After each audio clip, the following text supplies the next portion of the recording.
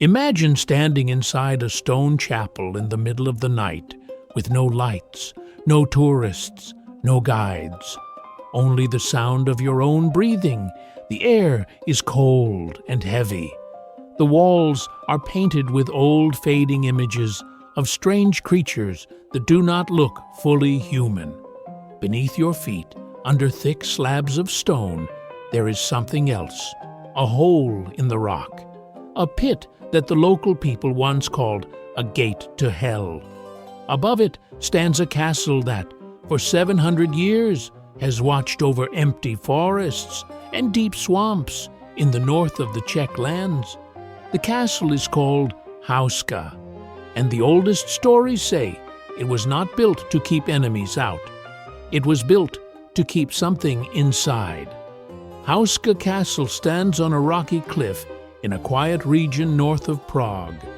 When you first see it from the road, it does not look like other medieval fortresses. The walls seem to turn inward. The windows on the outer faces are few and small. There is no sign of a grand main gate aimed at attacking armies. There is no natural water source, no river, no well. Long ago, there were only forests and marshes around it, and no important trade route that passed nearby. That alone makes Houska strange. Soldiers in the past did not build castles in the middle of nowhere without a good reason. Yet in the second half of the 13th century, someone high in power decided to raise these walls right here, on top of a crack in the earth that people were already afraid of. Most historians believe that Houska was ordered by the Bohemian ruler Ottokar II or his court, sometime between the years 1253 and 1278. It may have been planned as an administrative center, a place to manage royal forests and lands. That is the official line in history books. But even serious researchers will quietly admit that the location and layout do not make much sense if the castle was only meant for routine work. The oldest stories from the area claim something else. They say this rocky outcrop already held a wound in the ground, a deep chasm that seemed to have no bottom. People threw stones into it and never heard them hit. Birds avoided flying over it. At night, villagers said they heard sounds rise from it that did not belong to any animal they knew. Before the first stone of the castle was laid, the pit had already become a place of fear. Local people believed that strange shapes climbed out of it when darkness fell. They spoke of winged figures that moved against the moon and half-human creatures that crawled along the rocks. They said that the land around the hole killed crops and sickened goats. No one wanted to live near it, yet they also did not dare to cover it. The church branded the pit a dangerous place, a mark of evil, but it had no power to close it. According to legend, word of this chasm reached the royal court in Prague. The story that came back to the villagers was simple. The king had decided to build a chapel and a strong stone building over the pit. If the hole truly led to hell, he wanted walls and holy images on top of it to hold back whatever might rise. When work began in the 13th century, builders had to face their own fear of the black opening in the rock. The legend that made Houska famous says that the lord in charge of construction, acting under royal orders, made a strange offer to men who had been sentenced to death. Any prisoner willing to be lowered by rope into the pit and report what he saw would receive a full pardon. It was a cruel test, but some accepted. One of the stories tells of a young man who went first. The workers tied him to a rope and let him down into the darkness. At first, his voice sounded calm, echoing up from the stone throat. Then, after only a short time, his words turned into screams that froze the blood of the men pulling the rope. When they hauled him back up, his hair, which had been dark, was said to have turned white.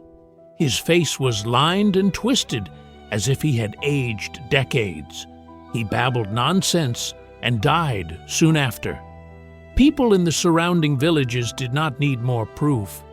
To them, the pit was no longer just a crack in the ground. It was a cursed doorway. The only way to live with it was to cover it with the strongest walls they could build and ask God to do the rest. That is exactly what Houska Castle did. Above the chasm, they raised a chapel, the most holy place in the complex. Frescoes on its walls showed angels, saints, and also strange beasts, unlike the usual church art of that time. One image shows a creature with a human body and a tail, holding a bow in its left hand, an odd detail that disturbed many visitors. The floor above the pit was sealed with heavy stone slabs. Since then, no owner has dared to remove them. From the outside, the castle that grew up over the next years looked normal enough to the eyes of nobles and officials. It had high walls, a courtyard, a central tower, and several wings. But its details were unusual. Wildlife and swamps around it meant that the area did not need extra defense. Yet some of the thickest sections of masonry were not on the outside facing the world, but on the inside above the chapel and the pit. The main courtyard faced the chasm rather than any trade road. Many of the outside walls had no doors that led out, only sealed windows. It was as if the entire structure was turned inward, as if the true enemy lived under its foundations. The first owners who managed Houska for the crown likely spent little time there. It was remote, damp, and cold. Records from that century are thin. The first clear written mention of the property appears in the year 1316, when it was in the hands of Hynek of Duba, a noble from a powerful local clan. After that, Houska began to pass between aristocratic families as kings rewarded allies and balanced rivals. For nobles used to lively courts and rich cities, the castle was an uneasy prize. It held land and forests, but it also held the old stories. When a lord moved in with his household, he was stepping into a place that had already frightened people for generations. One of those early nobles, a lord from the Duba family line, left behind letters that still survive in archives. Historians use his writing to understand the daily life of Houska in the late medieval period. The letters begin in a calm, confident tone. He describes hunting in the forests, inspecting rents from villages, and ordering repairs on the walls. He praises the clear air and the peace of the hill. But as the months go on, the tone shifts. He writes about sleepless nights, about the wind howling in ways that sound like words, about servants who complain of whispers in the corridors. He notes that candles blow out in rooms where there is no draft. He orders priests to bless the chapel again and again. At first, his complaints can be read as normal worries of a man living in a lonely fortress. Then they begin to look like something more. According to later accounts from church visitors, the lord who once praised the silence of Houska started to fear it. He took to locking himself in a chamber that faced away from the chapel and refused to sleep in any room above the pit. He demanded that his servants never speak of the chasm, not even by name. When one of them forgot and mentioned it at dinner, witnesses say he flung his cup across the room and ordered the man whipped. He hired more guards, even though there was no enemy outside the walls. At night, some heard him pacing the stone floors, muttering prayers and curses mixed together. The villagers below noticed that he rarely appeared in public, and that his face, when he did ride out, had grown pale and haunted. The church was eventually called in to deal with his distress. A team of clerics came to Houska for a formal visit. Officially, they were there to check the chapel and its relics. In truth, They came because word had reached the bishop that the lord of the castle was losing his mind. Clerics later recorded that he spoke to them of visions in the chapel. He claimed that when he tried to pray at the altar, the stone under his knees felt warm, as if something below it breathed. He said he heard voices rising from the floor, begging, promising, threatening. At first, the priests suspected simple illness, but when they spent a night in the castle themselves, they too reported restless sleep and strange sounds. One of them wrote that he dreamed of falling endlessly through blackness and woke so terrified that he refused to stay another night.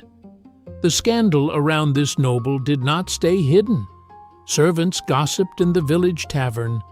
Farmers repeated the tales at markets. Word spread that Houska had claimed the mind of its master. Some said the pit under the chapel had whispered secrets to him until he broke. Others believed he had been punished for greed or cruelty that had never reached the official record. Whatever the true cause, his behavior gave new fuel to the belief that the castle was not a normal place. It was a building that worked slowly on the people who lived inside it. As centuries passed, Houska continued to change hands. Families from the Smirich line, the Herzan of Harasov, and others owned it at different times. In the 1500s, the castle core was rebuilt with Renaissance features, yet the chapel over the pit remained. No one touched the stones that sealed the chasm. They renewed paintings on the walls and added fine windows elsewhere, but the heart of the castle stayed the same, like a wound covered by layers of cloth. Through war and peace, owners hired guards and servants, but many of them avoided sleeping in the oldest parts. Some wings were closed except for rare inspections. Visitors sometimes returned from a night at Houska with tales of footsteps in empty corridors or of someone sitting beside their bed in the dark.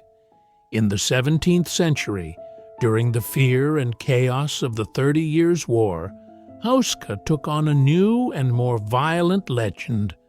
Records from that period speak of a mercenary commander named Oranto who took up residence in the castle with a band of soldiers. He was obsessed with alchemy and black magic, convinced that hidden powers could make him rich and untouchable. Inside Houska, he carried out experiments that terrified local people. Flames burned in the windows at strange hours. Sounds like chanting drifted down the hill. Villagers said that animals went missing and that human bones appeared in the forest. The story goes that Oranto used the rooms above the pit for rituals, hoping to draw power from whatever lay beneath the chapel. The fear he caused grew so intense that local people finally revolted and killed him in an attack on the castle. Whether every detail of that story is true or not, the shadow of Oranto settled over Houska for a long time. Church records from the same century show that the building was once again the site of religious investigations. Clergy came to examine signs of heresy, to correct strange practices, and to calm the anger of villagers who believed their lords used the pit for forbidden acts. This tension between noble owners, church authorities, and common people formed a repeating pattern. Each side had its own fears and secrets. The castle in the middle became a stage where they all played out their struggles. There were also quieter scandals, stories of workers who vanished during repairs, a stonemason who fell from the wall under unclear circumstances and whose family swore he had been pushed, a maid who claimed she saw her employer speaking to someone in an empty room and then vanished herself a month later. A small locked door in one passage was whispered about as the entrance to a forbidden room. No one in the lower ranks had the right to open it, and the elite did not explain what lay behind. Over time, people began to say the the Houska contained spaces no map could fully show, rooms that existed only half in the world the rest of us see. By the 19th century, the castle had lost much of its military and political importance. It was partly ruined, then later repaired, and turned more into a chateau, a country residence for noble families. Visitors from cities came for hunts in the surrounding forests. Some wrote travel notes about the strange mood of the place. They described a heavy silence in the courtyard, as if the sound were being swallowed rather than echoed by the walls. They commented on the odd painting of the left-handed creature in the chapel, which looked more like a demon than a saint. They noted that servants refused to walk certain corridors alone at night. In the early 20th century, Houska came under the ownership of industrialist Josef Simonk, head of the Skoda company, who bought it as a private residence and hunting lodge. The world outside the castle was changing fast. Empires fell, new nations formed, and the Czech lands moved through the first decades of the modern era. Yet inside Houska, the old stories stayed.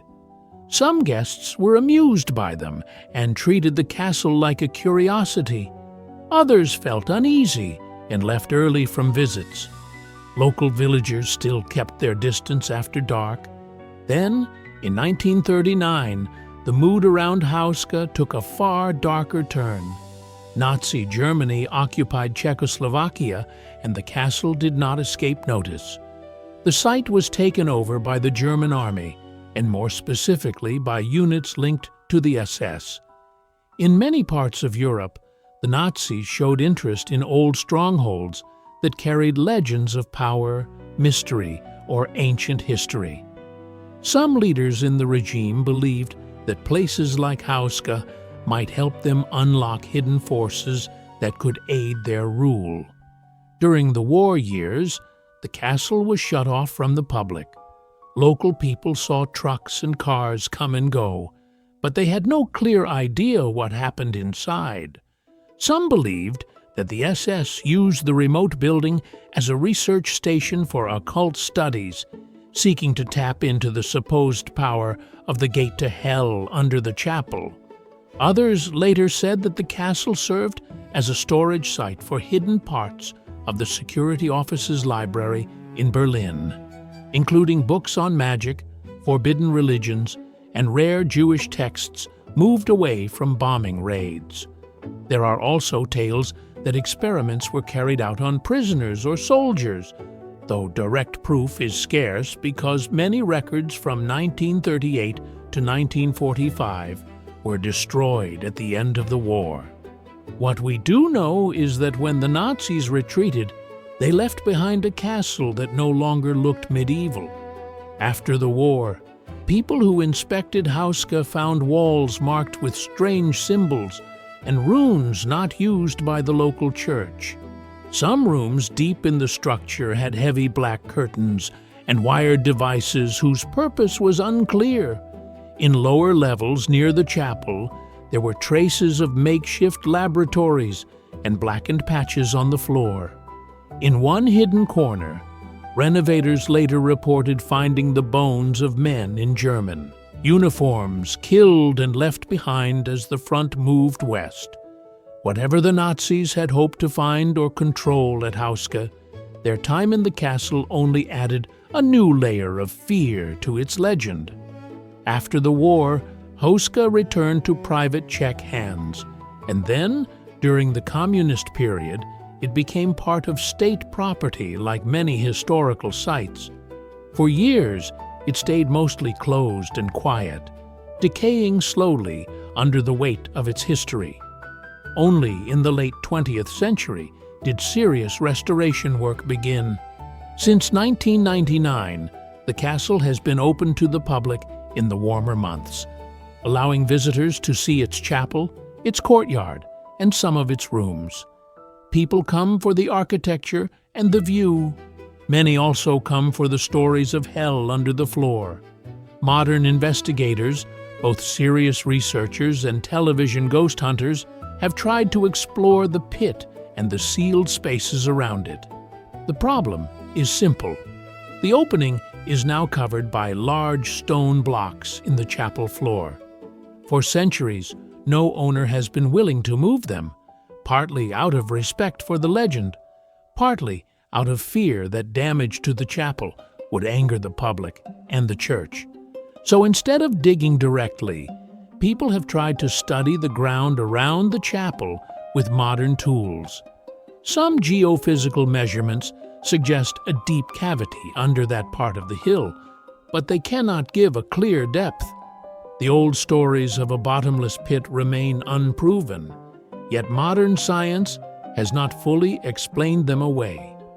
Folklore historians who interview local families find that belief in the gate to hell is still alive. Elders in nearby villages repeat tales their grandparents told them. They speak of the prisoner who came back from the chasm with white hair and dead eyes.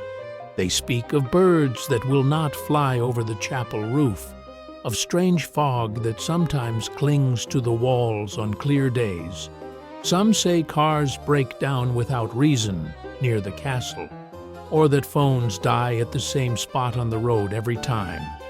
None of these stories can be proved in a lab, but they show how deeply Houska has marked the minds of people who live in its shadow.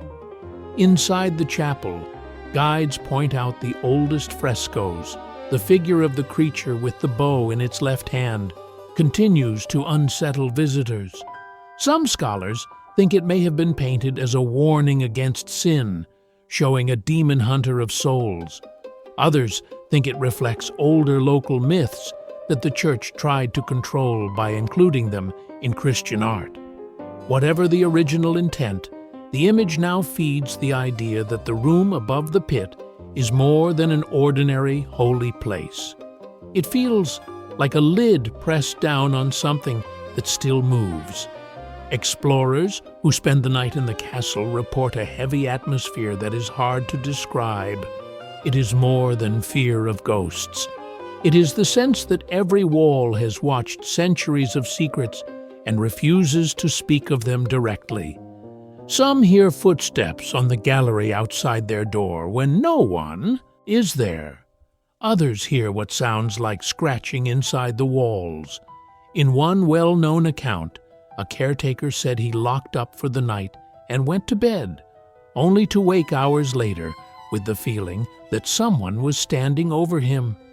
When he lit his lamp, the room was empty, but his dog, which normally slept through anything, was cowering and growling at the door that led toward the chapel. Archaeologists who work at Houska must balance respect for faith, for folklore, and for the demands of science. When they open small test trenches or examine the foundations, they never go near the sealed floor in the chapel without careful permission. So far, no excavation has dared to break through. That means that whatever lies directly under those stones remains unknown. It could be a natural cave, a deep crack in the rock, or something more complex.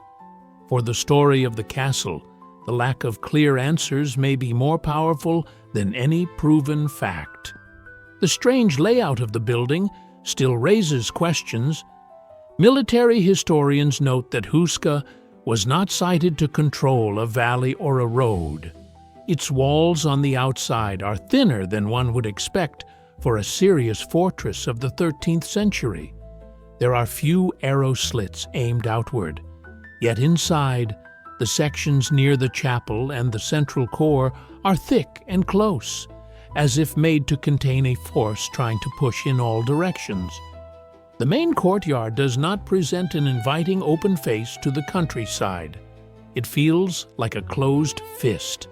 This design supports the old belief that the building is a cage rather than a shield. Psychologists who study the effect of space on the human mind suggest that living in such a place could push a stressed person toward paranoia. Long stone corridors, heavy doors, narrow windows, and the knowledge that the building stands over a feared pit would be enough to disturb even a stable mind. Add to that the pressure of noble duty, political worries, and personal guilt for past actions, and it is not hard to imagine why earlier owners began to break down. The legend of the Lord who grew unstable after moving into Houska may not be a simple ghost story. It may be the memory of a real man whose mind could not bear the weight of his home and its history. When you put the pieces together, a pattern emerges. In the beginning, Houska was built over a place that people already feared, a chasm believed to lead to hell. Prisoners were lowered in as living test instruments, and one came back broken and aged. Over the centuries, nobles, mercenaries, clerics, and common workers moved through its rooms. Some tried to tap into the power beneath it, like Oronto in the 17th century and the SS officers in the 20th. Some tried to guard against that power with prayer, ritual, and secrecy. The building witnessed betrayal, suspected murders, church investigations, and occupation by a regime that embraced darkness on a national scale. Through it all, the stone over the pit stayed in place. Today, tourists walk through the rooms with cameras in their hands. Children run across the courtyard. Guides tell stories in steady voices. On the surface, Houska has become one more historic site in Europe, a stop on a weekend trip. But if you listen beneath the laughter and the chatter, you can still hear something older.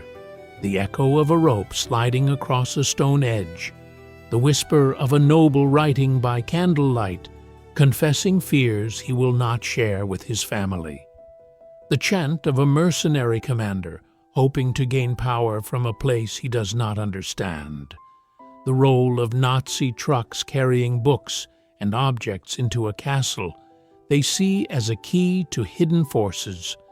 The quiet steps of modern researchers who know that behind every legend there is at least one grain of truth. Houska Castle feels less like a simple building and more like a living presence that has been shaped by human fear for hundreds of years. People built it to control a wound in the earth. In doing so, they turned it into a mirror of their own inner wounds. The early villagers projected hell into the pit. The nobles projected their ambition and guilt into the walls. The church saw a battlefield for souls. The Nazis saw a possible engine for power. Each group left a layer of story on top of the rock. None of them fully understood what they were dealing with. That may be why the castle still disturbs so many who visit it. It is not just the dark chapel or the strange paintings. It is the sense that here, humans have been trying for centuries to bind, hide, or exploit something they fear.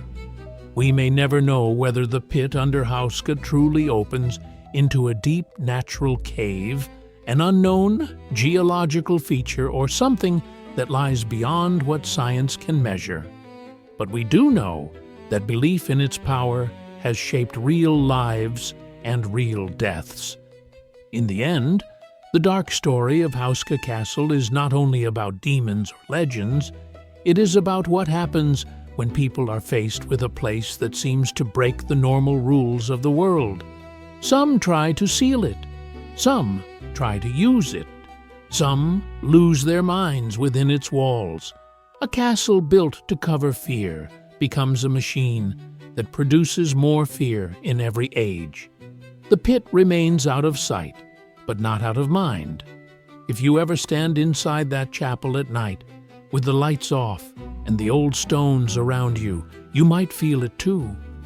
The weight of the floor under your feet, the stillness of the air, the thought that there is a space below you that no one has fully explored, a darkness that no king, no priest, no army, and no modern expert has ever truly answered. One castle on a rocky hill in the Czech countryside has carried that question for more than 700 years, and it feels in no hurry to let it go.